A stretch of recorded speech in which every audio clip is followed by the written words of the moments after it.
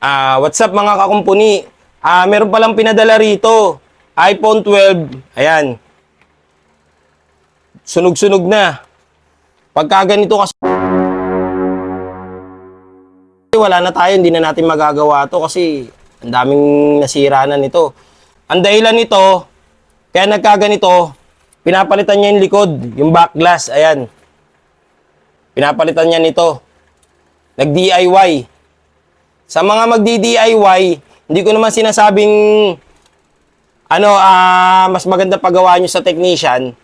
Pwede naman din kayo kung refurbish yung unit.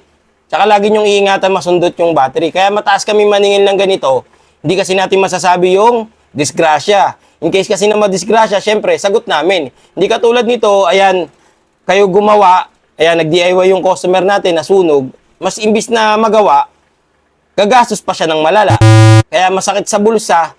Kaya eto, wala na tayong magagawa. Kasi nga, kailangan bumili na lang ng bago. Kasi nga, sunog na yung motherboard nito, sunog yung LCD, charging, battery, camera, inabot din. Ayan oh, mga flex, inabot na. Ayan, nakita nyo, grabe yung sunog oh. Kaya mga kakumpuni, iwasan po natin yung pagdi-DIY ng back glass. Kung kaya nyo na lang ipagawa, konti lang naman difference, pagawa nyo na para hindi masayang yung unit nyo. Katulad yan, wala na to. Tatapon na lang to. Wala na, sunog-sunog na eh. Kaya iwasan na lang natin yung pagdi-DIY, lalo-lalo na po sa back glass kasi masyadong sensitive to.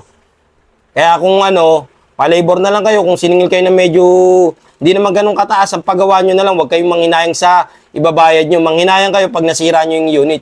Yun lang po mga kakumpuni. Maraming salamat. God bless. A.